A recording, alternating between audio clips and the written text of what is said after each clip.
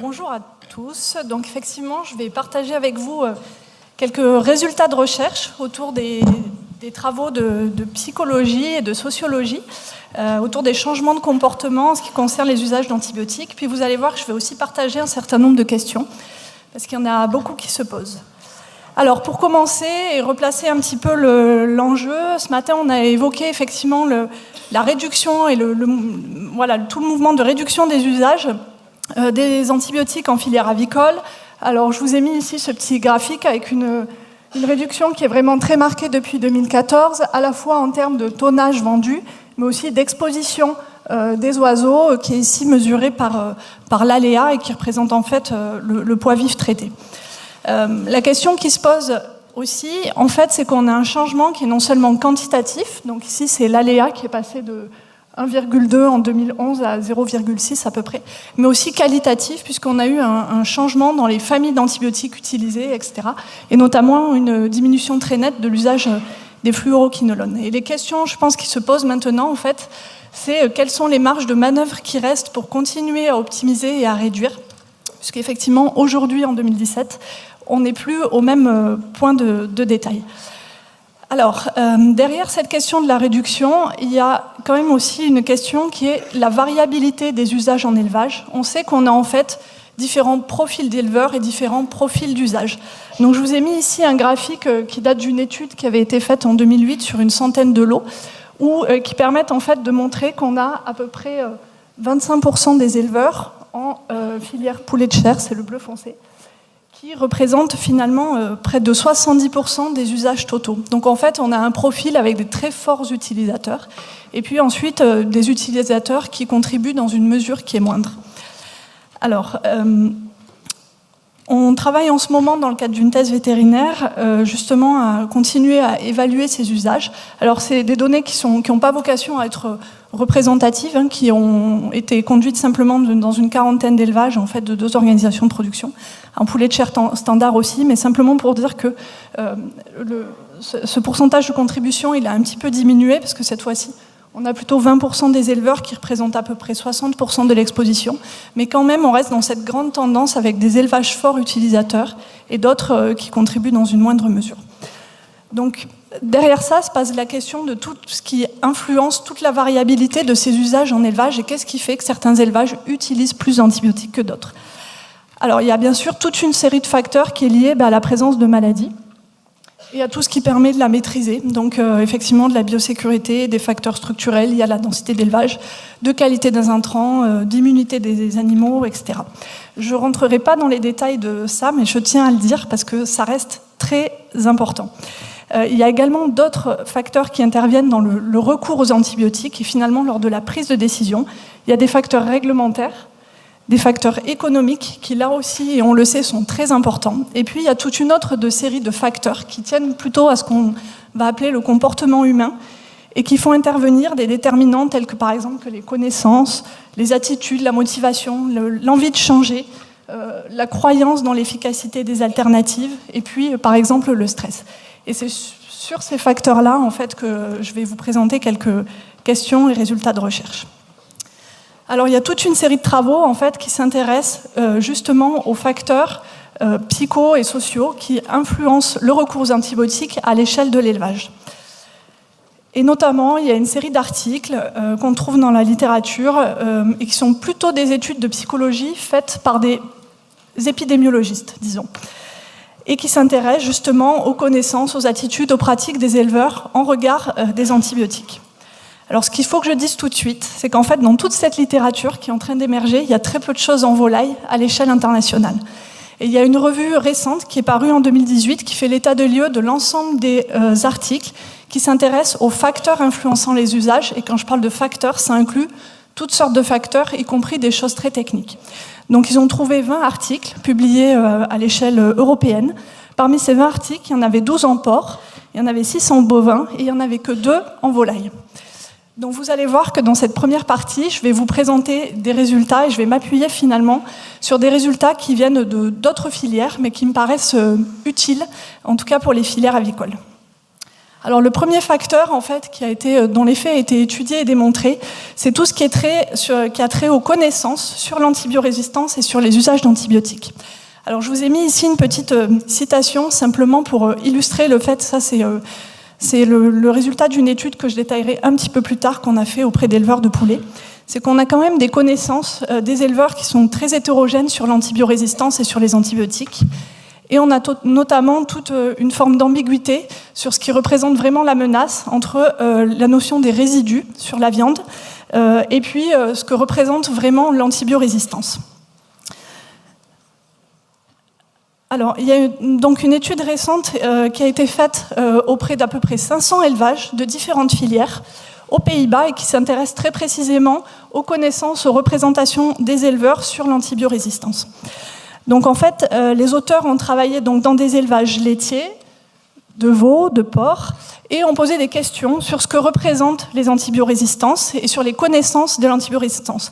Donc quelle est l'origine de l'antibiorésistance? Est-ce qu'en fait on peut acquérir une bactérie résistante à partir des humains, à partir des animaux, et puis sur l'usage des antibiotiques, est-ce qu'en fait il est utile et important de traiter par exemple la grippe avec des antibiotiques? Est-ce que lorsqu'on va voir le médecin pour la grippe, est-ce qu'on espère qu'en fait il nous prescrive des antibiotiques? Et ce qu'on remarque en fait, c'est que effectivement on a des connaissances qui restent un peu laculaires ou des opinions. Par exemple ici, donc sur le recours aux antibiotiques en cas de grippe.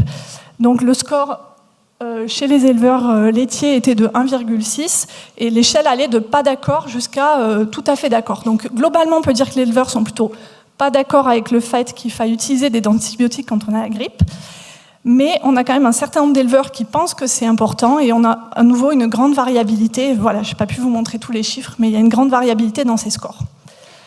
Et ce que montre l'usage, c'est qu'en fait, c'est que les auteurs font une corrélation entre ces scores de connaissances et les usages mesurés en élevage d'antibiotiques. Et donc ces usages, en fait, ils sont ici quantifiés avec un indicateur qui est l'ADD, le nombre de doses quotidiennes pour traiter les animaux.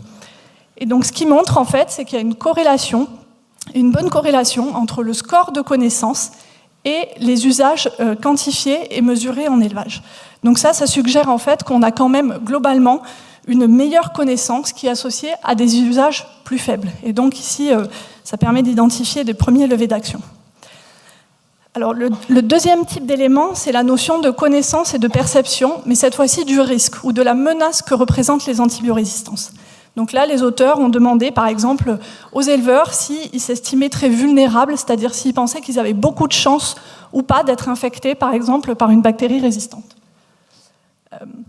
Et ce que montrent les résultats, c'est qu'à nouveau, on a une corrélation, cette fois-ci, entre la menace perçue, c'est-à-dire le fait de se sentir vulnérable, et les usages d'antibiotiques. Et c'est une corrélation plutôt négative, c'est-à-dire que plus on se sent vulnérable et plus on perçoit l'antibiorésistance comme une menace, moins on utilise d'antibiotiques. Donc la corrélation, en fait, ici, elle est à la limite de la significativité, mais il y a d'autres études qui démontrent à nouveau une corrélation. Par contre, ces éléments-là, je pense, sont à nuancer par le fait qu'il y a aussi d'autres études, notamment une étude conduite en filière porc dans plusieurs pays européens, qui montre qu'en fait, la préoccupation des éleveurs, très clairement aujourd'hui, ce n'est pas l'antibiorésistance.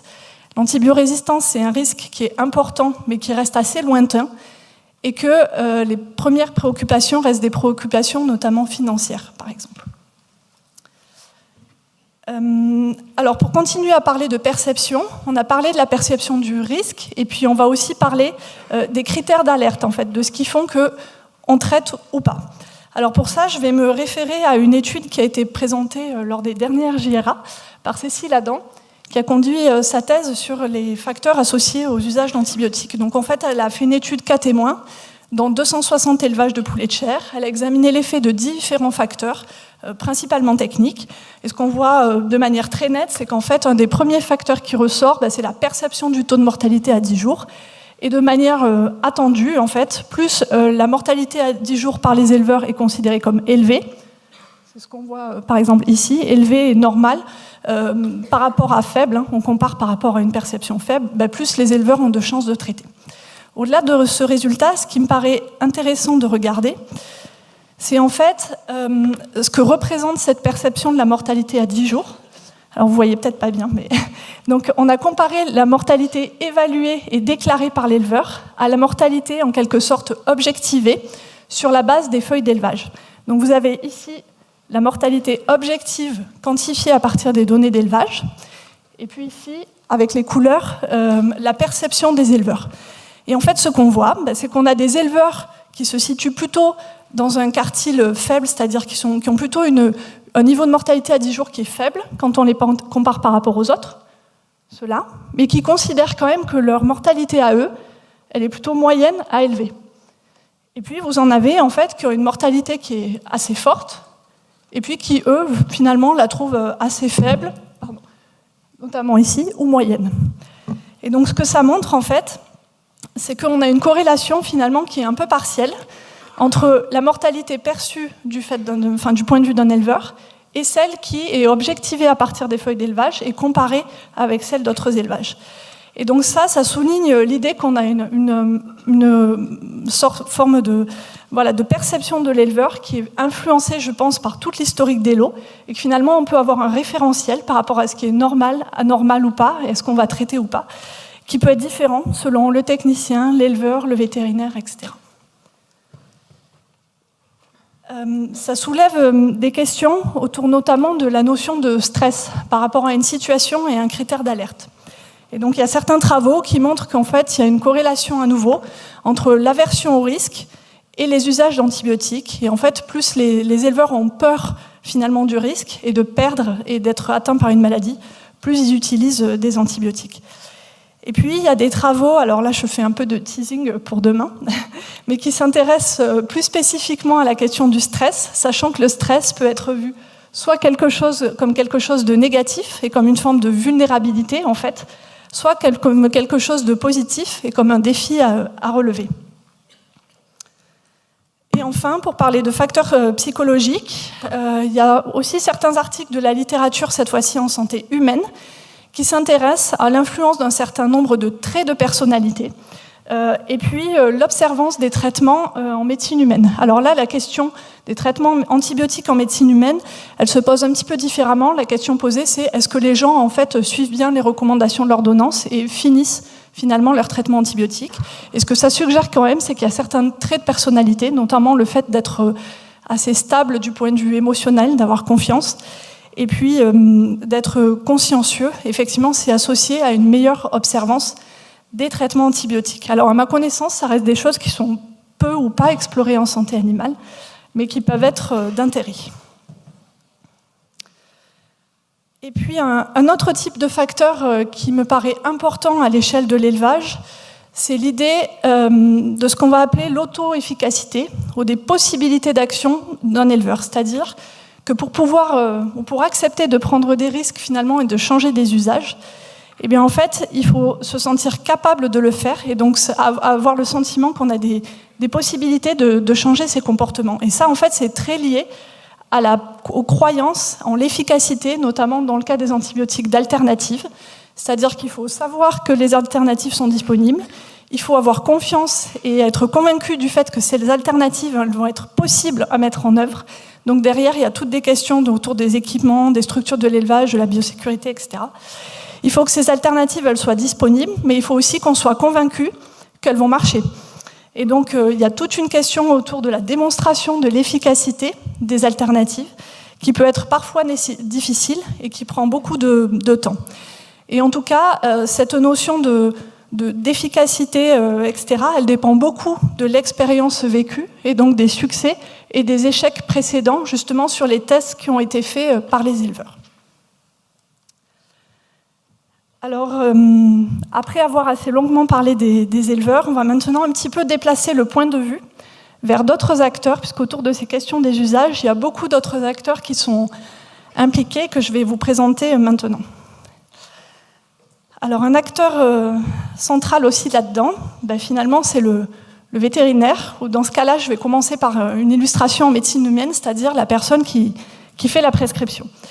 Donc je me réfère aussi à une revue de la littérature qui est sortie autour de l'ensemble des déterminants qui agissent et qui influencent l'acte de prescription du point de vue des médecins en santé humaine. Et ce que montre cette revue, c'est qu'en fait, on a à nouveau une série de facteurs qui finalement se rangent plus ou moins dans les mêmes catégories que ce qu'on a vu précédemment, mais qui effectivement influencent et déterminent la prescription d'antibiotiques. Donc effectivement, il y a des facteurs qui sont intrinsèques et propres au médecin, et ce sera par exemple son expérience à lui, clinique, et puis la formation, et finalement qui joue ici sur les connaissances, ce qu'on a vu tout à l'heure. Et puis il y a des facteurs qui sont plus extrinsèques. Il y en a qui sont liés en fait à la relation, ici, entre un médecin et son patient, avec notamment des enjeux autour de la peur des complications, et puis de la peur de perdre des patients. Et puis, il y a des déterminants qui sont très systémiques, en fait. C'est ceux qui sont en bleu, ici, avec notamment des questions qui sont la pression liée au temps dans les consultations, des questions autour de la disponibilité des outils diagnostiques, etc. Alors, en médecine vétérinaire, il y a quelques études qui commencent à sortir autour de ces questions de déterminants de la prescription. On retrouve les mêmes grandes familles de déterminants que je viens de décrire, avec notamment un article qui démontre l'effet des connaissances sur la prescription vétérinaire, et puis aussi qui met en lumière ce qu'on va appeler une sorte d'étiquette professionnelle, c'est-à-dire des normes auxquelles on se conforme dans une profession au moment de prescrire. Il y a les attentes de l'éleveur qui sont assez présentes aussi dans ces articles. Donc il y a une étude qui avait été faite en filière d'Inde il y a quelques années, qui montre qu'effectivement les attentes ou la demande de l'éleveur est un facteur important aussi dans les usages d'antibiotiques. On retrouve cette peur de perdre finalement un peu des clients. Il y a plusieurs articles qui soulignent que les antibiotiques sont parfois un peu utilisés avec une sorte de mécanisme assurantiel, c'est-à-dire pour prévenir d'éventuelles complications qui seraient liées au risque infectieux. Il y a des questions d'organisation du temps de travail, de temps de consultation, etc., qui sont assez similaires à ce qu'on retrouve en santé humaine. Et puis finalement, il y a aussi un article qui souligne bien une forme d'injection paradoxale dans laquelle peut se trouver placé le vétérinaire, qui finalement doit arbitrer entre des risques pour la santé publique, ce risque d'antibiorésistance qui reste lointain mais qui est quand même présent, des questions de bien-être et d'attente sociétale autour de ça, en fait, pour limiter la mortalité, et puis un risque économique qu'on va peut-être faire courir à l'éleveur au moment où, finalement, on ne prescrit pas. Alors, plus largement, je vais maintenant vous détailler, vous présenter de manière un petit peu plus détaillée une étude qu'on a conduite en filière poulet de chair. Alors, cette étude-là, c'est une étude de sociologie. Ça me paraît intéressant puisque cette fois-ci, on va encore un peu élargir la focale et on va s'intéresser à l'ensemble des acteurs qui interviennent dans la décision du recours aux antibiotiques et à leurs interrelations. Et donc, cette partie-là repose sur le travail de thèse de Cécile Adam. Donc, c'était un travail de 3 ans qui a travaillé sur les processus collectifs qui étaient associés au changement des usages dans la filière poulet de chair label. Alors, cette filière, c'est une filière, bien sûr, de qualité, dans lesquelles les usages sont faibles, mais dans lesquelles il y a quand même un certain nombre d'initiatives qui visent à encore optimiser les usages. Donc Cécile a procédé avec des méthodes de sociologie, avec des entretiens semi-directifs, qui étaient conduites dans 3 organisations de production, auprès de différents acteurs, des éleveurs, des techniciens, des vétérinaires, avec une grille d'entretien et puis une retranscription intégrale des entretiens. On a ensuite travaillé avec de l'analyse du contenu, ce qui a permis de dégager 3 axes, finalement 3 cadres théoriques autour des grands processus collectifs qui sont justement associés au changement des usages. Alors ces axes de travail, disons, c'est celui de l'autonomie au travail, c'est ce dont on va parler après, des trajectoires de changement et du rôle des organisations de production, c'est ce que je vais vous présenter. Alors la première question qu'on s'est posée, en fait, c'est finalement, on a dans la première partie beaucoup parlé du comportement des éleveurs, mais la question qu'on s'est posée, c'est quels sont les leviers et quelle est l'autonomie finalement de l'éleveur quand on est dans une filière organisée. Et en fait, ce qu'on voit, c'est que l'organisation de production est bien sûr est en quelque sorte prescriptif, il y a un cahier des charges, etc. Mais pour autant, il y a quand même une autonomie et l'éleveur a des marges de manœuvre, ce qui ressort assez bien, par exemple, alors je n'ai pas pu vous mettre toutes les citations, mais avec un certain nombre d'éleveurs qui décrivent très bien des tests qu'ils font, par exemple autour de la qualité de l'eau, autour d'essais d'alternatives, etc. Et en fait, cette autonomie, elle est rendue possible dès lors qu'il y a une relation de confiance entre les professionnels qui permettent aux éleveurs de tester et de prendre confiance en eux lors de ces tests. Et puis, il y a aussi un partage des contraintes et des risques et une redistribution des décisions entre les différents acteurs de la filière, et notamment le vétérinaire et le technicien d'élevage.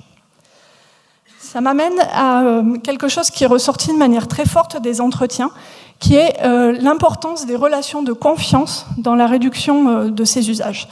Donc il y a 3 acteurs majeurs qui interviennent à cette échelle-là, c'est l'éleveur, le technicien et le vétérinaire.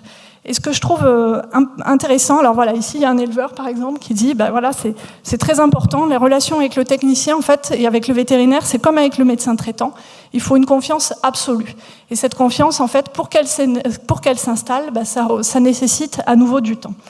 Et ce qui me paraît intéressant, c'est qu'au-delà des relations 2 à 2, on sent bien qu'il faut une confiance qui est vraiment partagée entre les acteurs.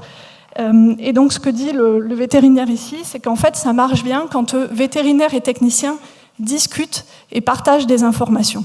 Et effectivement, il y a un certain nombre de travaux qui montrent qu'au-delà des informations données ou du rôle de chacun, c'est aussi l'idée que les informations sont cohérentes, partagées, et qu'on sent qu'il y a une forme de cohérence dans l'ensemble des personnes qui interviennent dans le conseil en élevage. Et alors simplement, pour vous donner quelques données quantitatives, cette question sur la confiance, en fait, on l'a aussi abordée plus récemment en filière palmipède, sur des questions cette fois-ci d'observance de biosécurité. Et à nouveau, on voit très bien que c'est ici le technicien de l'organisation de production et le vétérinaire, donc ici plus sévère, plus ils ont confiance, qui finalement ressortent comme les 2 acteurs majeurs en qui les éleveurs ont confiance pour ce qui relève du conseil en élevage. Alors, l'angle suivant d'analyse, c'était l'idée de trajectoire de changement. Maintenant qu'on a un petit peu passé en revue ces différents leviers, la question qu'on s'est posée, c'est comment est-ce que ces leviers se combinent et comment est-ce que s'opère finalement le changement. Et on sent bien qu'on n'a pas des changements qui sont brutaux. Certes, on peut avoir parfois des formes d'innovation, de rupture technologique, mais il y a toute une combinaison et une continuité qui se met en place petit à petit au fil du temps. Et ça a été décrit de manière assez fine en filière porcine. Et effectivement, c'est un cas théorique qu'on a ensuite appliqué à la filière volaille. Effectivement, on voit qu'on a 3 types, disons, de processus qui sont à l'œuvre et qui permettent finalement de combiner petit à petit des outils techniques et puis des facteurs psychosociaux et qui relèvent du comportement. Donc on a des apprentissages techniques avec par exemple des éleveurs, des techniciens, des vétérinaires qui doivent s'approprier de nouveaux outils. On a un apprentissage qui est plus cognitif et là on sent qu'on a une expérience et un vécu par rapport aux risques qui changent, qui se transforment. Et puis on a un apprentissage qui est organisationnel parce que finalement réduire les antibiotiques, ça pousse aussi à changer certains modes de relation entre les différents acteurs de la filière. Alors effectivement, on a parlé des leviers techniques. Ce que décrivent très bien les éleveurs, c'est qu'en fait, il faut améliorer la prévention. Et ce que disent par exemple les techniciens ici, c'est qu'en lien avec la réduction des usages, il faut effectivement, par exemple, améliorer le nettoyage des infections. On revient à des choses très simples, mais qui sont très importantes.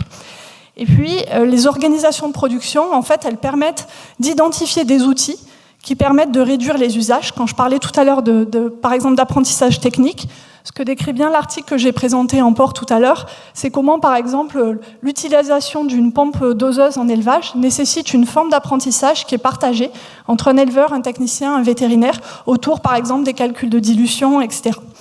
L'organisation de production et les vétérinaires peuvent aussi contribuer à mettre à disposition des éleveurs des alternatives qui soient facilement accessibles.